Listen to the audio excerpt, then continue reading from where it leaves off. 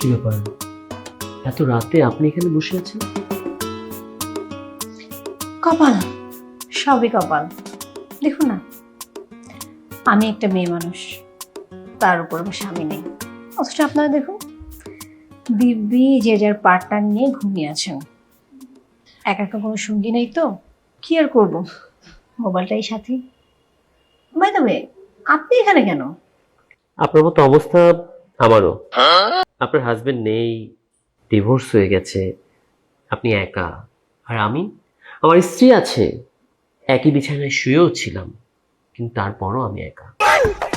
মানে বিষয়টা ঠিক বুঝলাম না। ওর সাথে আমার রোমান্স করা হয় না দীর্ঘ 7-8 মাস। ও কনসিভ করার পর থেকে আমি ওকে ছুতে পারি না। আচ্ছা, আপনি আমাকে বলুন তো, অ্যাজ এ হিউম্যান বিং, ছেলে মেয়ে এদের শরীর জেগে ওঠে না? আমার তো ওঠে। এই সময়টা আমি কি করব? আমি তো পুরুষ মানুষ, আমার কিছু চাহিদা আছে, আমার নিজস্ব কিছু ভাবনা আছে, আমি এগুলো কার সাথে শেয়ার করব?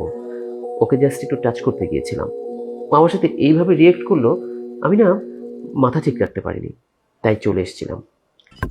আপনি একদম ঠিক বলেছেন।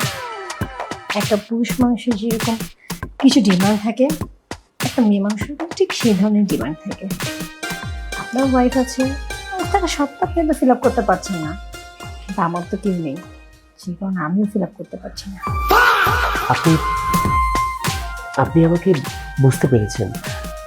আচ্ছা, এই যে আমরা দুজন পাশাপাশি বসে আছি, এই যে একটা ফিলিংস, এটা না আমি অনেক দিন এই ফিলটা চেয়েছিলাম, কিন্তু পাইনি।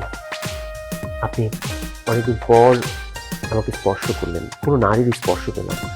Thanks, thanks.